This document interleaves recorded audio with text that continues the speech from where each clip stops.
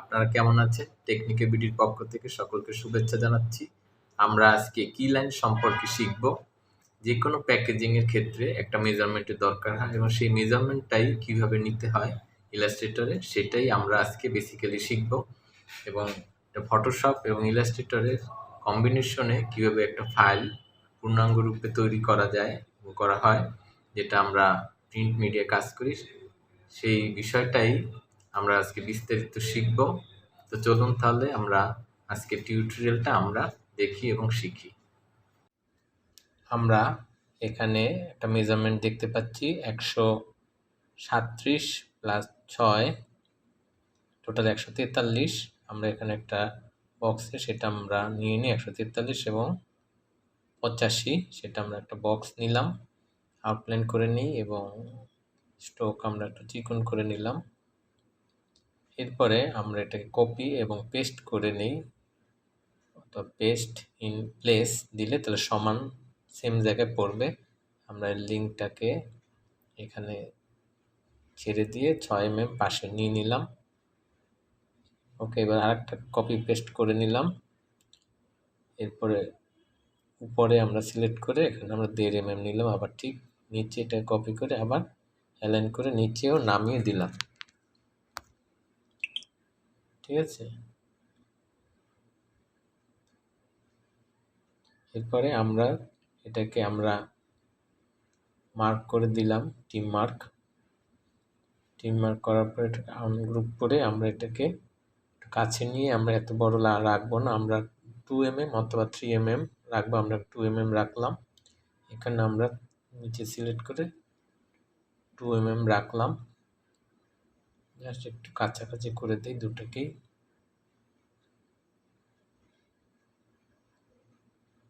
ফেলে দিই নিচেরটা, পাশেরটা এই উপরেরটা কপি করে নিচে দিলাম, পাশেরটা কপি করে এই পাশে দিলাম। এইভাবে আমরা করে নেব। ওকে, আমরা এখন দেখতে পাচ্ছি যে ছবিটা আমরা এখানে নিয়ে এসেছি কপি পেস্ট করে। এখন আমরা এটা চেন দিয়ে আমরা এটাকে 137 করে নিলাম পাশে। এখন যেহেতু বড় আছে ফটোশপ ফাইল, আমরা ফটোশপ ফাইলে গিয়ে আমরা সাইজটা ঠিক করে নিই। এখানে আমরা লিঙ্ক করে রাখলাম ফটোশপ ফাইলটা। এবার ফটোশপে গিয়ে আমরা এখানে সাইজটা ঠিক করব।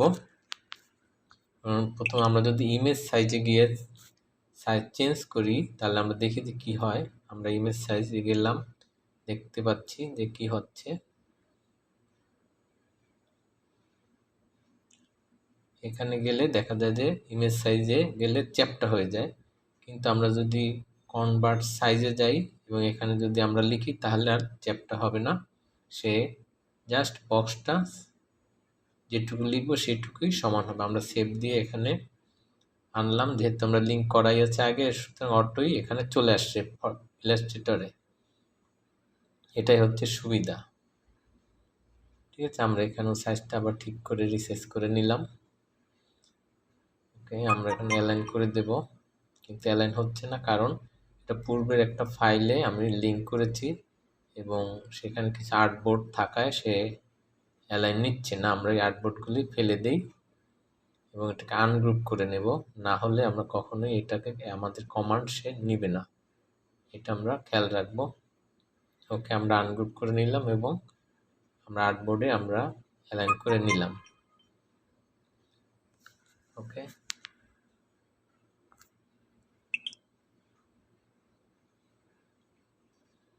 এরপরে আমরা মেজারমেন্টগুলি এখানে লিখে দেব। এখানে আছে 137 mm। এখানে আমরা পাশে যে আই মার্ক 6 আছে সেটাও আমরা এখানে লিখে দেব। এখানে আই মার্কটা দিয়ে নিলাম। ওকে, অ্যালাইনগুলো আমরা একটু চেক করে নেব সবসময়। ওকে, এখানে একটু মিলে না ঠিকভাবে, আমরা একটু মিলিয়ে নিলাম। ওকে, এরপর এখানে আমরা 6 mm আই মার্কের সেটা আমরা লিখে দিচ্ছি। ওকে, আমরা এই পাশেও 1.5 mm আছে সেটা আমরা লিখে দেব। এখানে কন্ট্রোল কে দিলে এই কিবোর্ড পারফরমেন্স এটা আসে। আমরা এখানে এমএমটা দিয়ে নেব। 1.mm।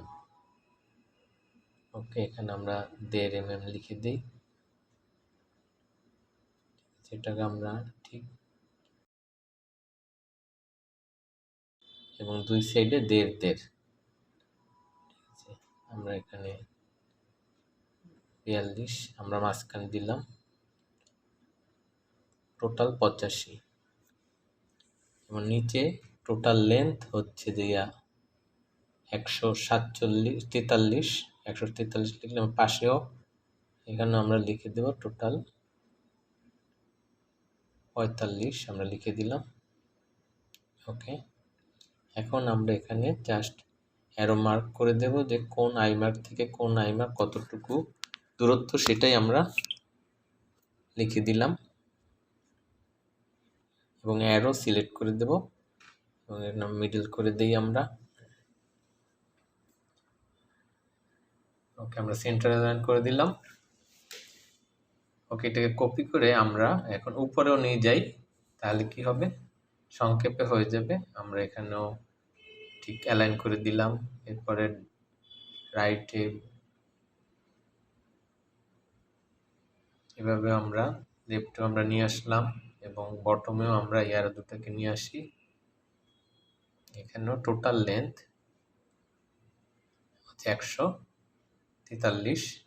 ওকে, দেখতে পাচ্ছি যে আমাদের হয়ে গেছে।